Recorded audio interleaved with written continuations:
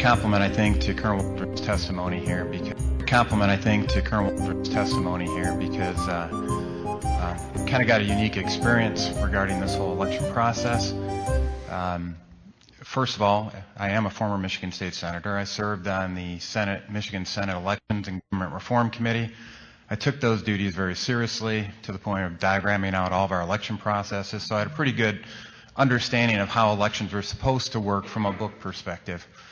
But I have another perspective that's useful to this discussion is that something that I couldn't do while I was running for office is actually I served as a poll challenger in Detroit at the AV Counting Board for the election day from 5 p.m. through the next day into the evening of the following day on November 4th. So I was actually at the Detroit AV Counting Board, heard about all the things that happened there, all the cardboard up on the windows. Yes, I was there. I was one of the people blocked from returning back into the Detroit AV Counting Board, so I could resume my duties as poll challenger. I was up training our next batch of poll challengers as to what they need to look out for and what we had been seeing.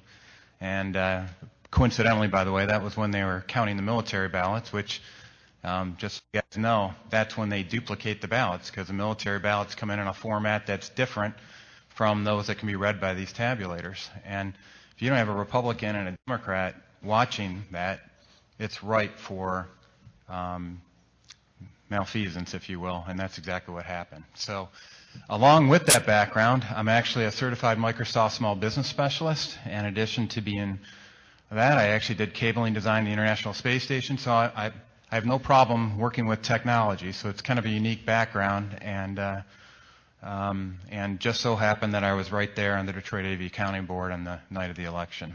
So I'm going to focus in on just highlight three areas of the diagram that Colonel Waldron just showed you, because that's important for everybody to understand. For people on the ground, these are the key pieces of technology. You talked about ImageCast Central. That's the equipment that I witnessed out at the Detroit Counting Board. It features a high-speed scanner and a workstation associated with it. These were networked in turn with adjudicator machines, which anything that was rejected by the high-speed scanner would go over to this adjudicator machine. That was part of the absentee ballot counting suite, if you will, for Dominion. In addition, they had something that was called local data center, where all the election officials would work from a central computer workstation with a series of laptops, et cetera, that were connected to the rest of these computers. We'll get into that in a little bit later here. But that ImageCast Central area is one of the key pieces of, or key systems, if you will, that are on the ground for the absentee ballots in particular. If you're at an in-person polling location, you'll have the ImageCast precinct set up, and that's on the right-hand side of this diagram. Up on the top is kind of the local data center and the kind of the eye in the sky, the overarching look at what's going on with the election. And we'll get into that in a little bit more detail later. And as you guys know, Dominion voting systems was used here in Arizona in Maricopa County, and they were using some of the same equipment we were just talking about in regards to ImageCast Precinct and also ImageCast Central, the scanner there. So I said that I was in your position before, right? So if I were in your position, these are kind of some of the key questions I would be asking in regards to all that we're hearing about this testimony regarding this election. Number one, was the chain of custody for the election artifacts broken? And thank you very much, Senator-elect Townsend, for bringing that up. That is a key term for everybody to understand, chain of custody. And we're going to go over a little diagram on specifically where some of my comments are going to focus in on in that chain of custody. All right, and the key is to hit the right arrow. All right, and was there evidence of election fraud? There can be fraud that happens that may not even violate statute, but you know that the intent is there to defraud the election, and they take advantage of loopholes that we have in the law. For example, in Detroit, we know that there was an ability for people to vote both at the polls and absentee. So some people's votes were more important than others. Was there evidence that election statutes were violated? Yeah. In Michigan, we have evidence to suggest that's exactly what happened.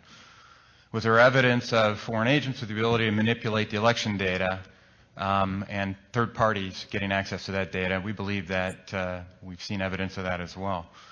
But the other thing we need to ask is, well, all right, what are we going to do about it if we see all this happening? And what options do you have as legislators?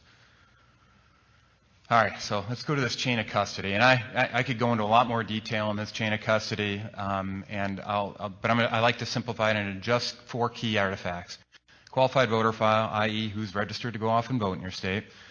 Number 2, poll book. That's a precinct-specific extract of the data from your qualified voter file. The ballot itself, pretty important artifact, right? But then, in the spirit of the old Stalin quote, it's not he who votes that counts, it's the one who counts the vote that counts. You got to look at the ballot tabulator and how the votes are tallied. And that was my focus when I went to the Detroit AV Counting Board. I was one of those folks that was not specifically assigned to any particular counting station. I was looking at the big picture. And we'll go over what I found here in a sec. First of all, everybody...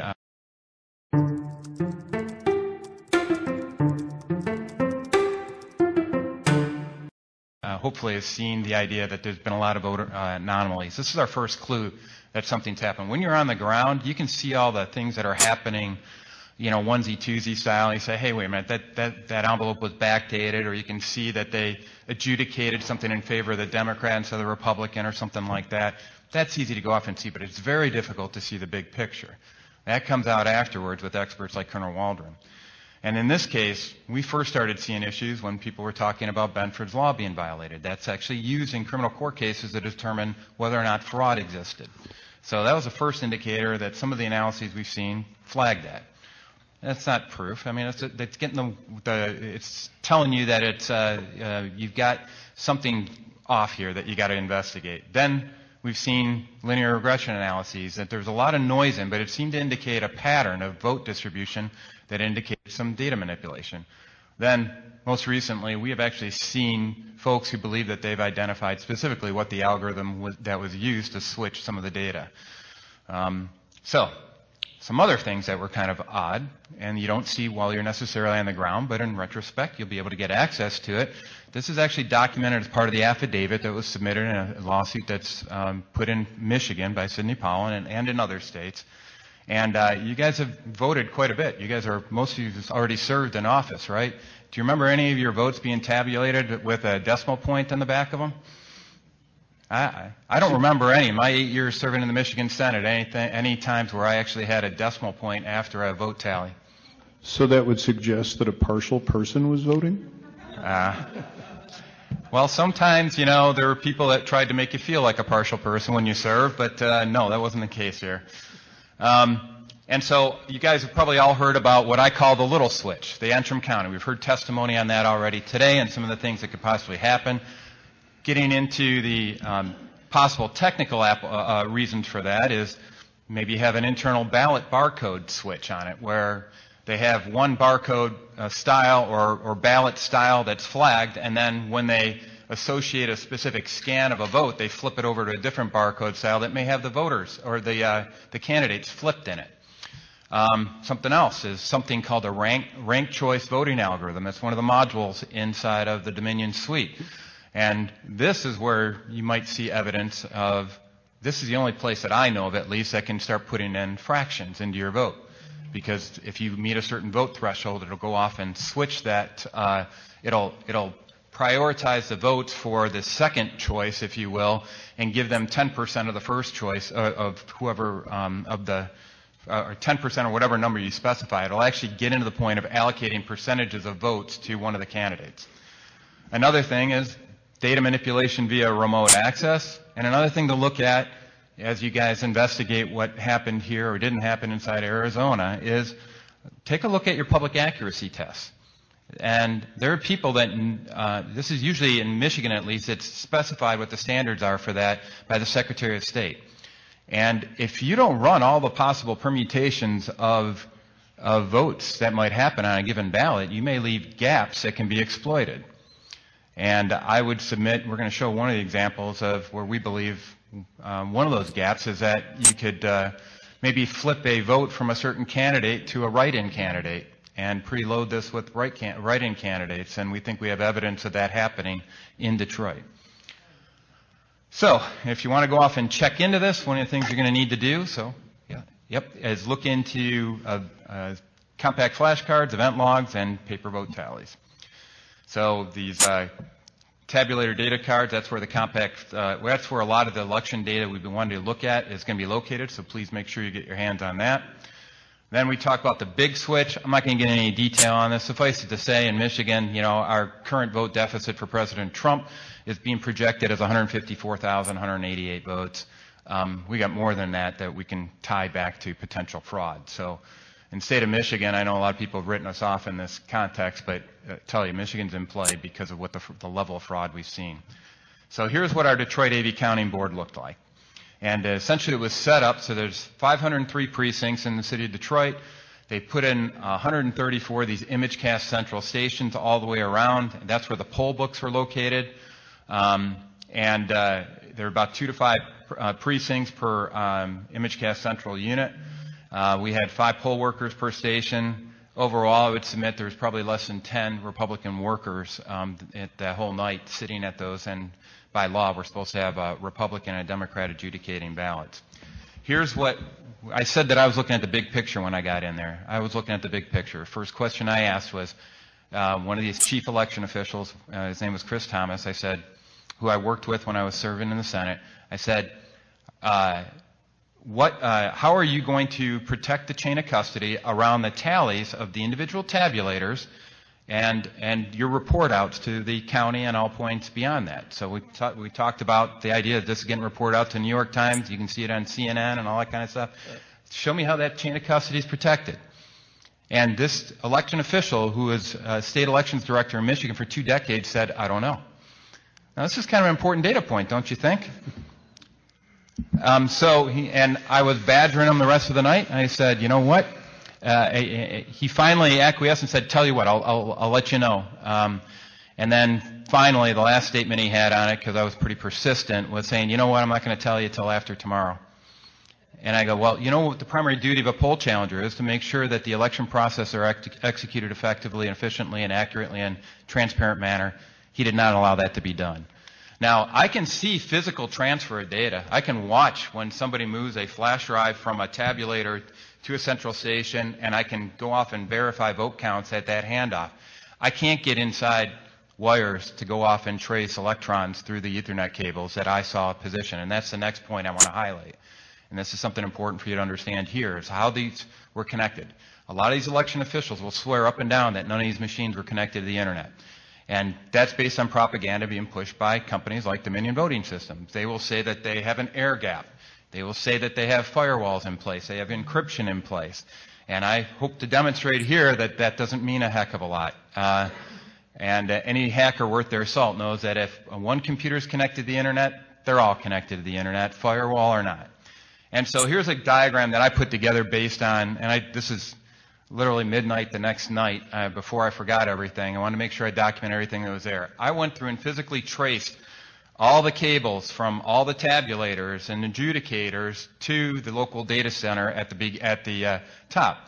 So it's that local data center that we have election officials that did confirm that that was connected to the Internet, but they said none of the tabulators or anything else were connected to the Internet. I can show physical connection between those tabulator machines via Ethernet cables, 2 routers or managed switch. It's tough to tell from 12 feet away. Hey, do you want to know how we built a $50 million coaching company with just one 45-minute presentation? Look, if you're an expert, author, speaker, coach, consultant, or if you solve a major life or business challenge in your work, then this is for you. If that's not you, go ahead and click skip. But if that is you, then pay very close attention, because this video has the power to transform your life and your business. My name is Russ Ruffino, and I've built a coaching company that does between $1 million and $1.5 million every month. And our entire client attraction strategy is built around one 45-minute presentation. That means we're not spending all day on Instagram. We're not spending all day blogging. We're not spending all day creating all this content that nobody wants to hear, nobody wants to listen to. We use one 45-minute presentation, and with that presentation, we can attract all of the high-paying coaching clients that we want. But it's a router type of device connected to all the other devices on this network. And as Colonel Waldron pointed out, it's designed to work as a network.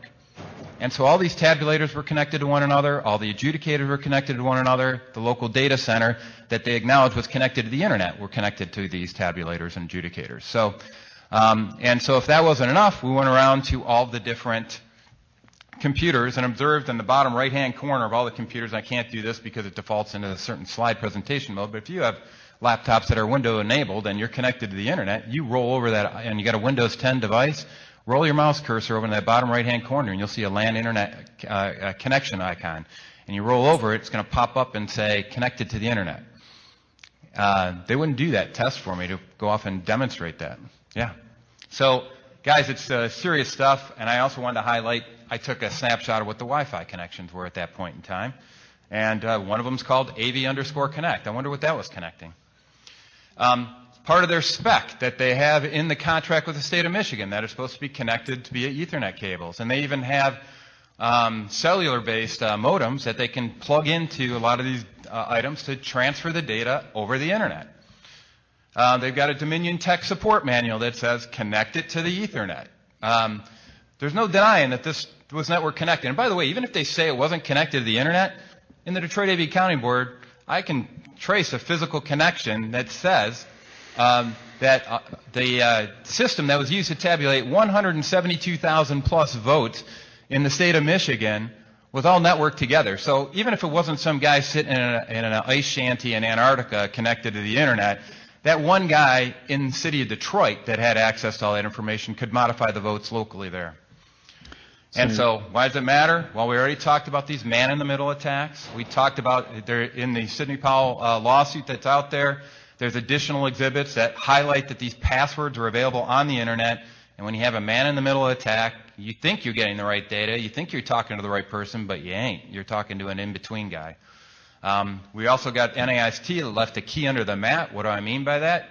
All the specs on what files to look for, what their file size is, everything else for the voting system is left up on the internet for everybody to go off and say, I went there myself, I could download this file, took that extract from it. You can find out everything you need to go off and manipulate as a hacker.